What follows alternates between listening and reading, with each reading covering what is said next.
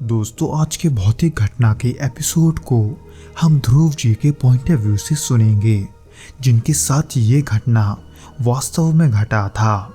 लेकिन दोस्तों, इससे पहले कि हम इस वीडियो में आगे बढ़ें, आप प्लीज़ इस चैनल को सब्सक्राइब करके इसे अपने दोस्तों के साथ शेयर ज़रूर करना, क्योंकि हम ऐसे वीडियोस हर शाम 6 बजे आपके लिए लाते रहते हैं।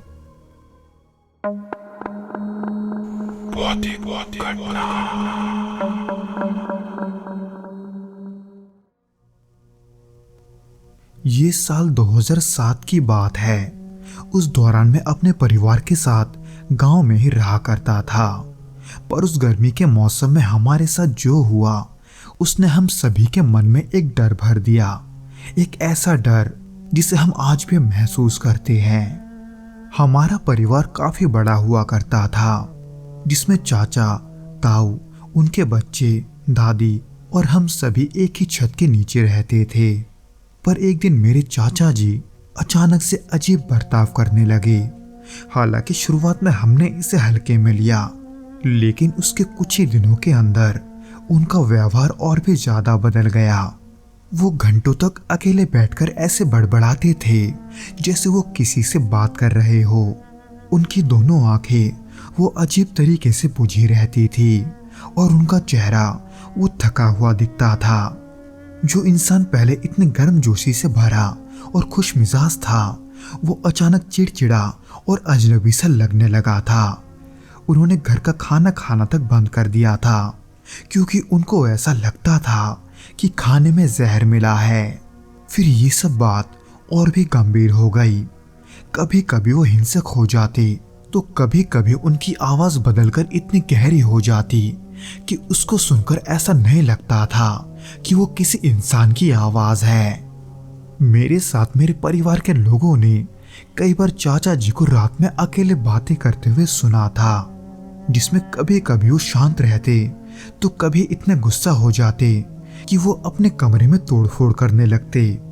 इन सभी चीजों को देखकर हम सभी चाचा जी को लेकर चिंता में पड़ गए थे। लेकिन एक शाम हालत बेकाबू हो गया।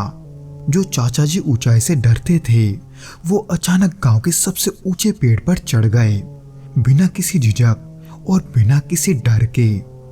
जब उन्हें नीचे उतारकर उनसे पूछा गया कि उन्होंने ऐसा क्यों किया, तो उन्होंने जवाब दिया कि पेड़ के ऊपर वो नहीं थे, बल्कि कोई और था। ये सब देखकर मेरे घर वाले ये समझ नहीं पा रहे थे कि आखिर ये सब हो क्या रहा है और क्यों। इसलिए डर और असमंजस में डूबे परिवार ने आखिरकार एक तांत्रिक को बुलाने का फैसला किया। वो तांत्रिक टूने टोटके और काला जादू जैसी चीजों में माहिर था। जब वो तांत्रिक हमारे घर आए, तब रात हो चुकी थी। उनके पास एक थैला था जिसमें राख, नींबू, लाल धागे और त्रिशूल जैसे कई सामान थे।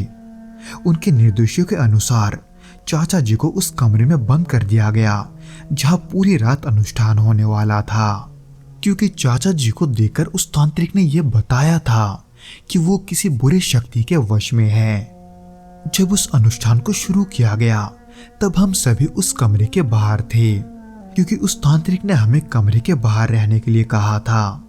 जिसके बाद तांत्रिक ने मंत्र पढ़ने शुरू किए, पर जैसे जैसे वो मंत्र पढ़ते गए, वहां का माहौल और भी भारी होने लगा।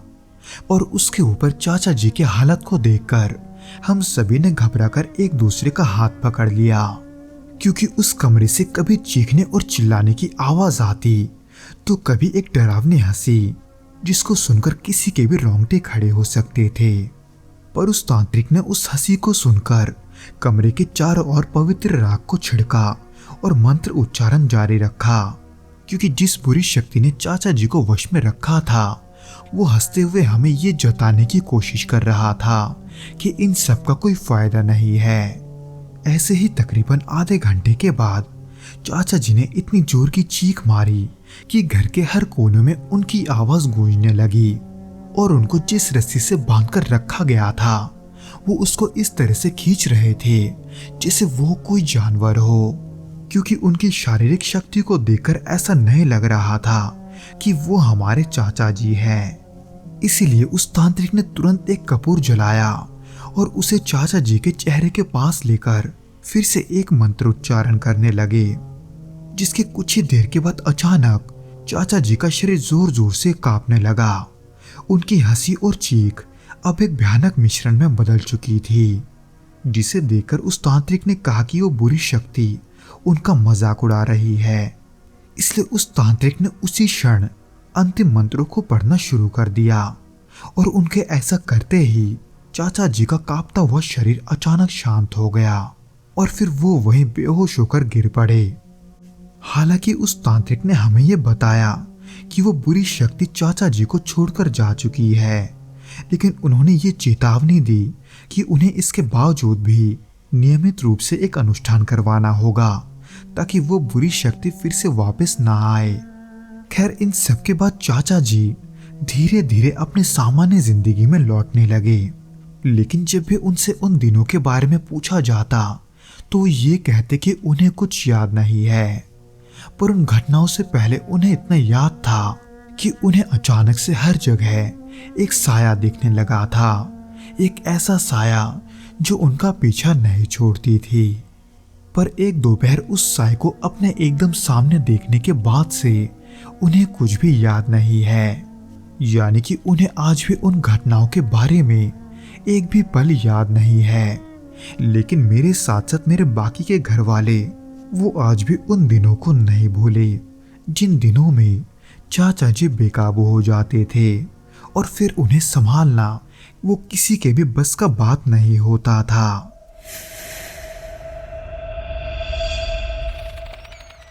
तो दोस्तों, ये तो था वो घटना जो कि ध्रुव जी और उनके परिवार के साथ घटा था। उम्मीद करता हूँ कि आपको ये पसंद आया होगा, और अगर आया हो तो प्लीज़ इस वीडियो को लाइक करके इसे अपने दोस्तों के साथ शेयर ज़रूर करना और हमें कमेंट करके ये ज़रूर बताना कि आपको ये वीडियो कैसा लगा।